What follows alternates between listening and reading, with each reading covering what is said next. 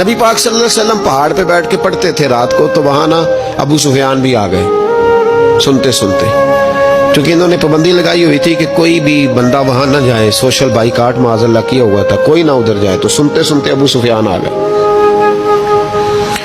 کہتے ہیں حضور قرآن پاک پڑھ رہے تھے تو مجھے لطف بڑا آیا سننے کا، تو وہاں ایک قریب جھاڑی تھی، تو ابو سفیان جھاڑی میں بیٹھ گئے۔ ساری رات نبی پاک نے قرآن پاک پڑھا اور ساری رات انہوں نے سنا۔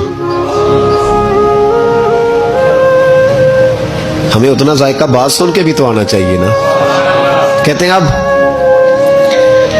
مجھے نہیں پتا تھا کہ اخنس بن شریک بھی کہیں آیا ہوا ہے، اس نے بھی وہی بھی یہ دیکھنے آیا کہ کہیں کوئی وہاں آیا ہوا تو نہیں، وہ بھی کسی کونے میں جھاڑی میں بیٹھ گیا، حضور قرآن پاک کی تلاوت فرماتے رہے، وہ ساری رات سنتا رہا۔ ادھر سے کہیں ابو جال بھی آ گیا، پتھر دل تھا، پر میرے مصطفیٰ قرآن پڑھتے تھے تو کان اس کے بھی کھڑے ہو جایا کرتے۔ ساری رات تلاوت سنتے رہے، تینوں پکے کافر جھاڑیوں میں بیٹھ کر تلاوت سنتے رہے۔ صبح جب جانے لگے تو ملاقات ہو گئی۔ تو کدھر آیا تھا؟ اس نے کہا پہلے تو بتا، تو کدھر آیا تھا؟ میں تو آیا تھا دیکھوں کوئی آیا تو نہیں۔ میں تو کدھر؟ اس نے کہا میں بھی یہی دیکھنے آیا تھا کہ یہاں کوئی آتا جاتا تو نہیں۔ ابو جال زیادہ شاطر تھا، کہنے لگا خبردار کل کوئی نہ آئے، آج تو آ گئے کل نہ ہونا۔ اللہ اکبر۔ لیکن جہاں دل لگا ہوتا ہے نا وہاں دل کھینچا چلا جاتا ہے، دل جہاں لگ جاتا ہے نا وہاں دل کھینچا چلا جاتا ہے۔ یہ دل کا بھی اپنا ایک معاملہ ہے نا۔ اب لگ گیا تھا قرآن پاک کی تلاوت سے۔ کہتے ہیں رات کو اپنی چارپائی پہ لیٹے، درد اگرچہ جان گزل ہے، میں کیا کروں میرا دل ہے، غمیش کا اگر نہ ہوتا تو غم روزگار ہوتا، اور وہ مزہ آتش نے کہا تھا، وہ مزہ دیا ہے تڑپ نے کہ میری آرزو ہے یا رب میرے دونوں پہلوؤں میں دل بے قرار ہوتا۔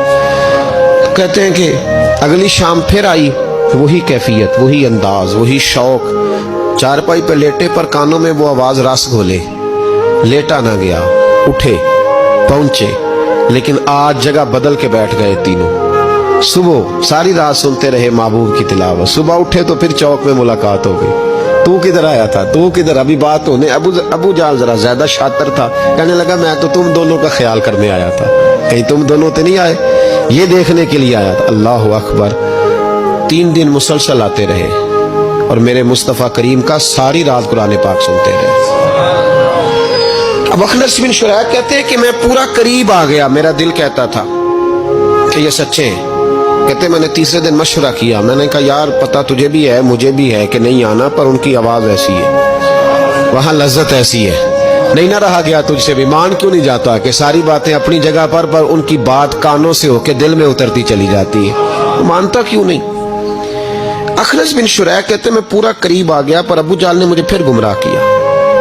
کہنے لگا یار یہیں رہے ہیں، بچپن بھی یہیں گزارا ہے، معاذ اللہ 2 ہاتھ ہیں 2 آنکھیں ہیں، سارا کچھ وہی ہے، کان پٹیاں سفید ہوئی ہیں تو کہتے میں اللہ کا نبی ہوں معاذ اللہ۔ اس نے وسوسہ اندوزی کی تو کہتے میں پھر بیک ہو گیا۔